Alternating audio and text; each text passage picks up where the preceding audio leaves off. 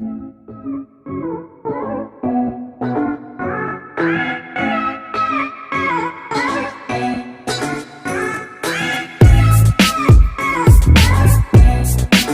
Guys, कैसे हैं आप लोग। तो आज हम बात कर रहे हैं इंडियन राइटिंग इन इंग्लिश। इस पेपर में हमें क्या क्या पढ़ना है, कौन कौन से पॉइंट्स होंगे जो हमें बिगनिंग से लास्ट तक क्लियर करने हैं, and why this paper is really important for the students of English honours. दो तीन चीजें दिमाग में आती हैं। आप sir Indian writing in English की बात की जा रही है, तो we need to do each and every point from the beginning till the last. चीजों को बड़े आराम से क्लियर करेंगे, and I want you to have a pen and notebook along with you so that you can write down all the important points जो मैं class में mention कर रहा हूँ।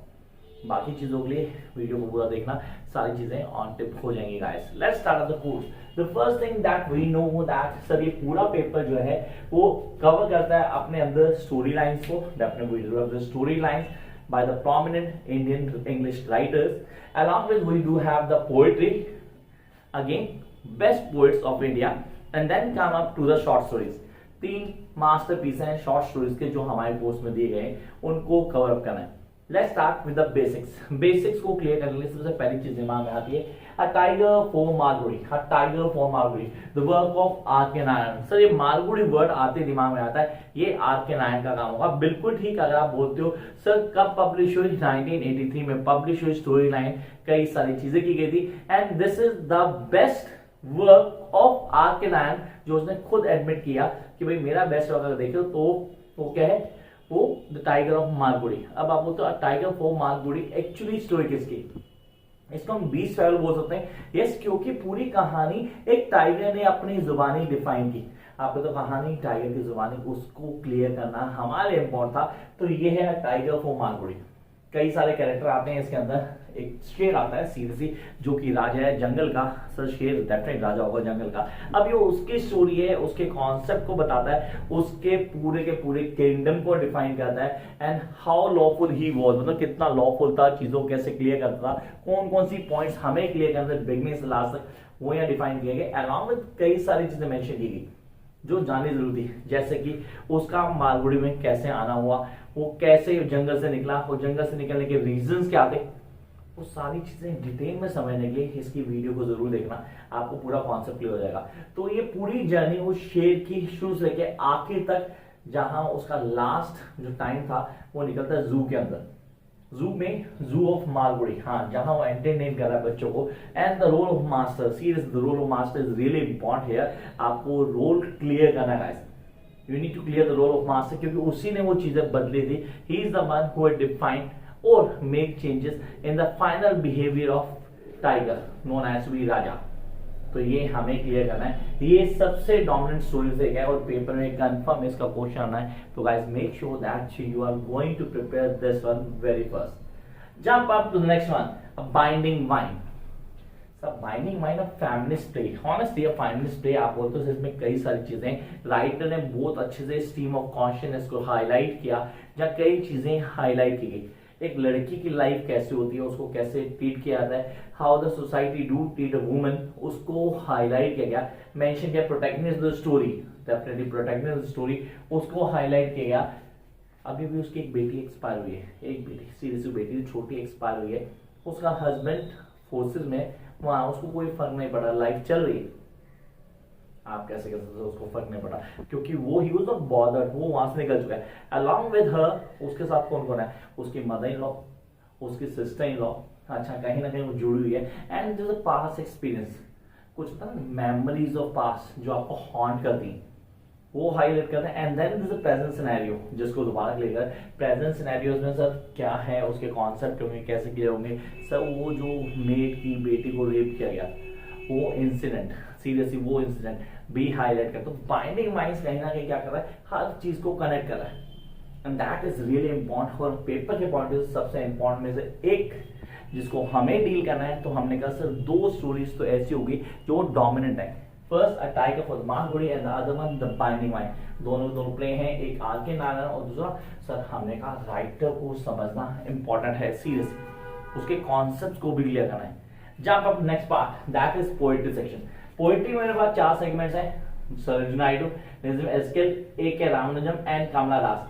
कमला Das an autobiography poet. Kamala Das अगर आपने पढ़ा हो तो आपको पता है कमला दास में ऑटोबायोग्राफी कॉन्सेप्ट पूरा आता है, अपनी लाइफ को डिफाइन करती है, चेंजेस को हाईलाइट करती है। And now we guys need to understand it. Beginning करते हैं कहां से, Sarojini Naidu, palanquin bearer. Palanquin bearer sir वो पोइट्री जो अपने बच्चों ने पढ़ी थी, आई स्टिल रिमेंबर कि मैंने पोइट्री पढ़ी थी, मैंने आई वाज इन 6th और 7th स्टैंडर्ड, तो मैंने इसको रीड किया था सर, दोबारा से कोर्स में आई, वो भी इंग्लिश ऑनर्स के कोर्स में। And why it is really important, definitely this is one of the most important poetry जिसको क्लियर करना है। Slowly slowly we bear along, ये लाइन मुझे आज भी याद है। तो आपने बोला सर ये हमें कॉन्सेप्ट को क्लियर करना, उसको समझना, कैसे प्रेजेंट करते हैं, एक एक चीज बिगिनिंग से लास्ट तक हमें बताऊं जी। तो first one, palanquin bearer, the bird of time. Yes, this would come in a paper, the bird of time. इसको क्लियर करना, again I will go to my childhood days, the bangle seller. क्योंकि ये दोनों poetries मैंने अपने childhood days में ही पढ़ी थी, तो इसको डिफाइन करूंगा या मैं आपसे झूठ बोलूं कि नहीं मैंने इंग्लिश ऑनर्स में पढ़ी, नहीं मैंने चाइल्डहुड डेज में ही पढ़ी थी।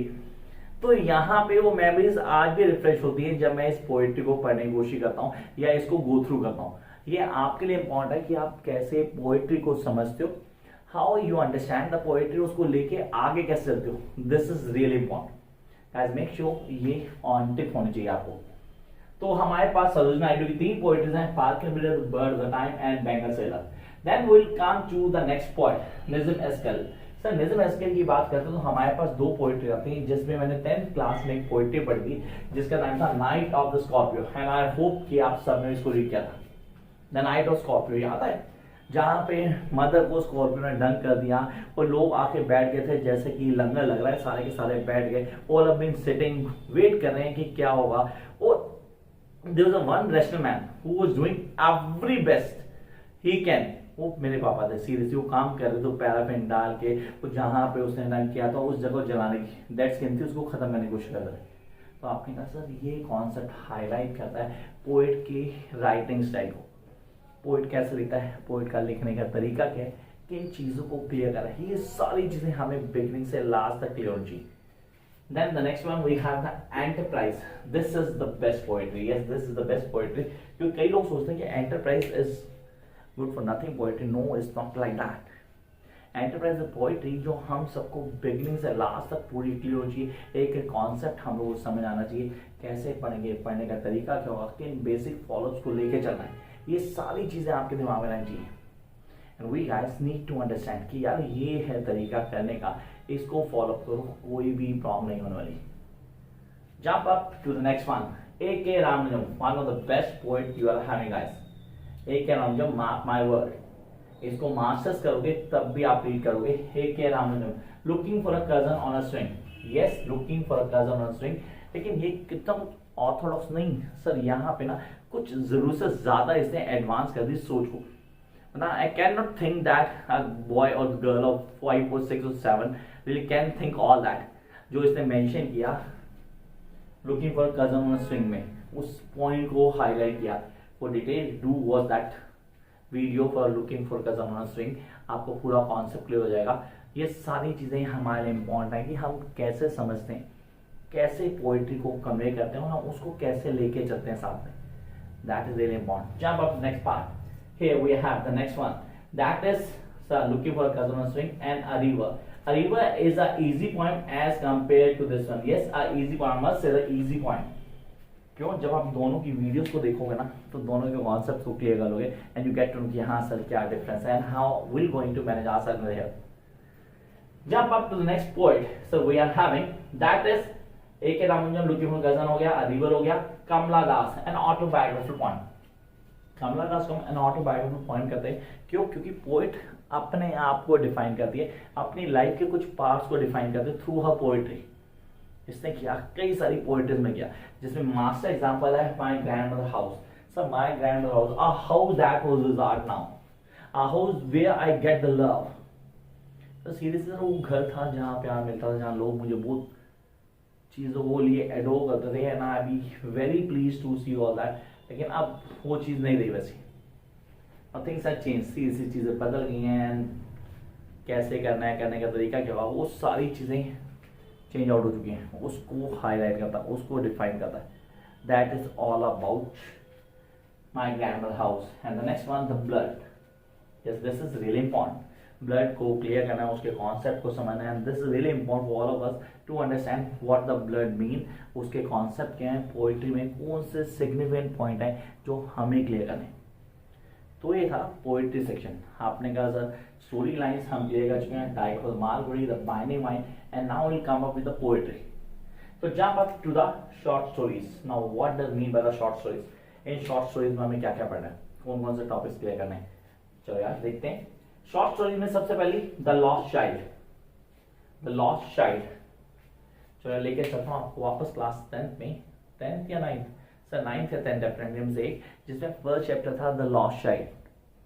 वो बच्चा जो मम्मी पापा के साथ मेले में गया था, मेले में गया था, mummy papa definite labour class, तो पैसे इतने थे नहीं कि वो बच्चे को जो चाहे वो दिला पाए, हर चीज़ को मना कर रहे थे, ये नहीं ये नहीं ये नहीं।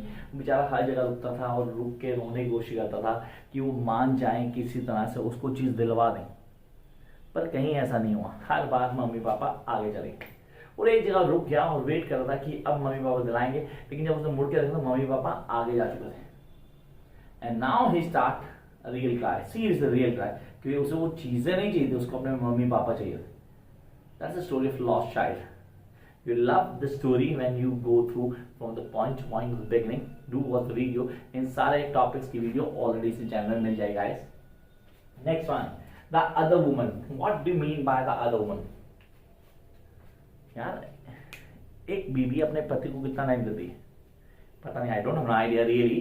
लेकिन अगर वो पति किसी और के साथ रिलेशन बनाता है और ऐसा पत्नी को पता जाता है तो कितना टाइम देगी, फिर जरूर से ज्यादा टाइम देगी। सीरियसली अगर उसको रिस्पेक्ट नहीं की तो रिस्पेक्ट भी करेगी। ये कहानी ऐसी है जो फिक्टिशियस वुमन क्रिएट की गई, द अदर वुमन, जो थी नहीं सीरियस, लेकिन उसने क्रिएट की। And you love the story, seriously you love the story. इसको जरूर पढ़ें, इसके कॉन्सेप्ट को क्लियर करें, and do watch the video for the other woman so that you can clear each and every topic. And then come on next one, the swimming lesson. Rohinton Mistry, मतलब psycho है क्या यार, नहीं यार होमोसेक्सुअल लगता है, नहीं होमोसेक्सुअल भी नहीं सर, ये तो बेचारा फ्रस्ट्रेटेड है, मतलब आप बोलते हो फ्रस्ट्रेटेड, जो लाइफ में चाह बहुत कुछ है पर बस की कुछ नहीं है। तो इस स्टोरी को जरूर पढ़ना, चीजें बड़ी क्लियर होंगी अच्छे से। जो मम्मी पापा बोल रहे हैं मेरी चिंता मत करना बे, सीरियसली यार you are the one who need to take care of your mom and dad and why they have been bother about you. ये कहानी में कई सारे ट्विस्ट हैं जो क्लियर करना है। शॉर्ट स्टोरी यार, दिस इज शॉर्ट स्टोरी जो दो फेज में चलती है, एक बॉम्बे और एक जहां अभी रह रहा है। तो आपने कहा सर दो जा चुका बॉम्बे छोड़ के, now he shifted to somewhere else. Now अब यहाँ पे सर वो चीजों को याद कर रहा है and how things are being changing, उसको हाईलाइट किया। तो एक छोटा सा एफर्ट था from my side to introduce your entire paper known as Indian Writing in English, that is BGC 103. For more videos, do like, share, and subscribe if you think it's worth to watch. Bye guys.